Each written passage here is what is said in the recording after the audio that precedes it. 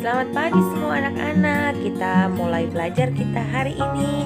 Sebelum belajar, Miss Cindy berharap kalian berdoa terlebih dahulu ya. Jangan lupa berdoa. Oke.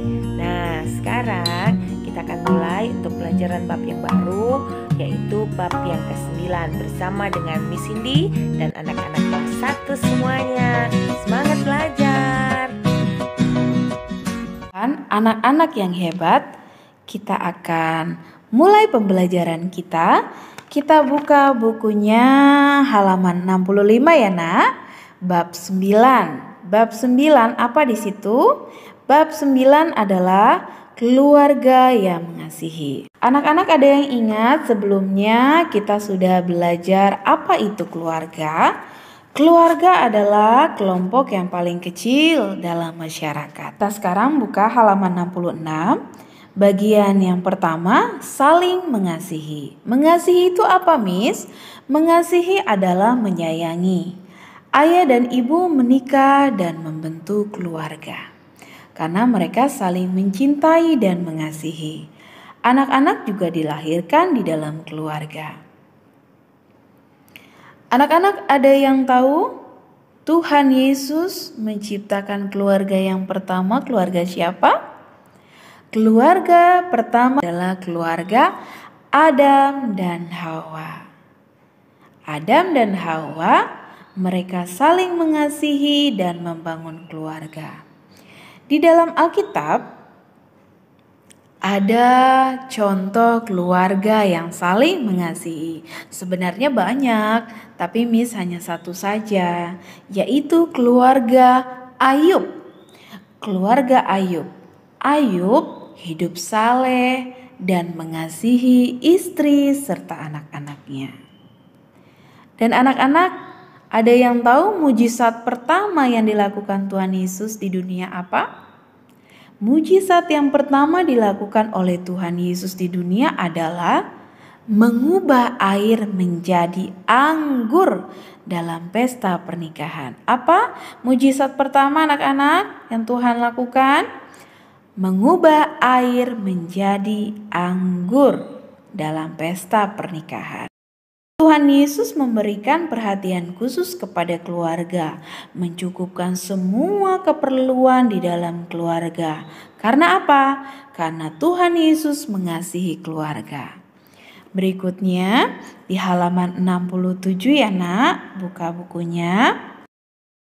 Mengapa harus mengasihi keluarga?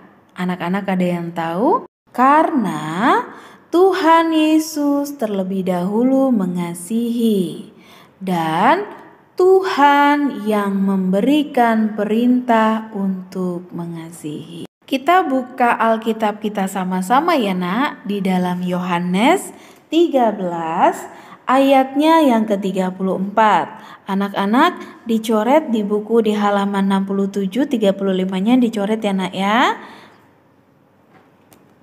Oke, kita baca bersama-sama. Mama Papa bisa membantu membuka Alkitabnya atau anak-anak sudah bisa sendiri ya? Boleh, wah anak-anak hebat semuanya. Kita baca bersama-sama di hitungan ketiga. 1, 2, 3 ya. Aku memberikan perintah baru kepada kamu, yaitu supaya kamu saling mengasihi. Sama seperti aku telah mengasihi kamu, demikian pula kamu harus saling mengasihi. Tuhan Yesus terlebih dahulu mengasihi manusia. Ia rela mati di kayu salib untuk menebus manusia dari dosa. Bagian yang kedua, saling menolong menanggung beban. Halaman 67, perhatikan anak-anak ya. Saling menolong menanggung beban.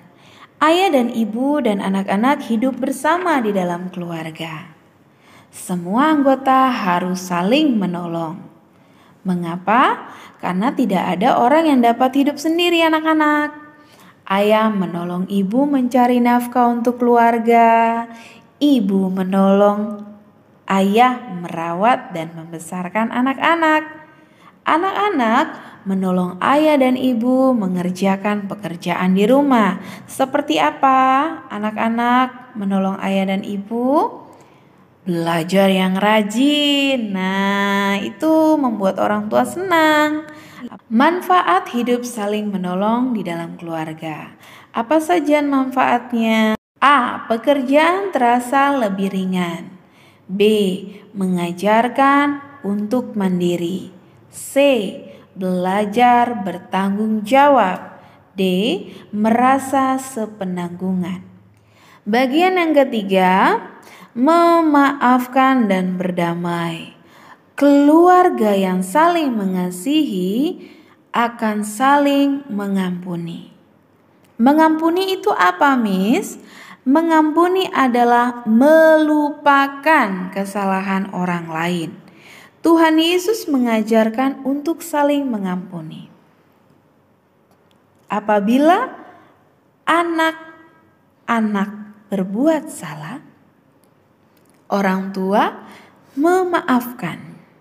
Saat orang tua berbuat salah, anak akan memaafkan. Kita sama-sama buka Alkitab kita di dalam Efesus 4 ayat ke-32. Yuk, Galatia, Efesus, Filipi, Kolose. Nah, kita buka Efesus 4 ayat 32, Nak. Kita baca bersama-sama ya. 1, 2, 3 ya. Tetapi hendaklah kamu ramah seorang terhadap yang lain, penuh kasih mesra dan saling mengampuni, sebagaimana Allah di dalam Kristus telah mengampuni kamu. Ya, anak-anak harus mengampuni ya, Nak ya. Contoh di dalam Alkitab, tokoh yang mengampuni adalah Yusuf. Yusuf mengampuni saudara-saudaranya. Saudara-saudaranya itu menjual Yusuf menjadi budak di Mesir. Karena Yusuf adalah orang yang jujur dan disertai Tuhan, akhirnya Yusuf menjadi pembesar di Mesir.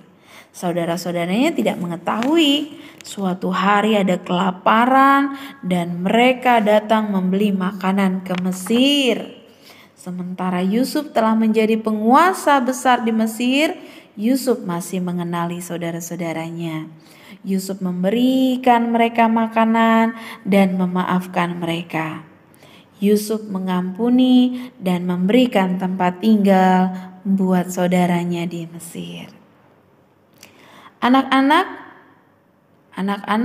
saat ini marah sama siapa?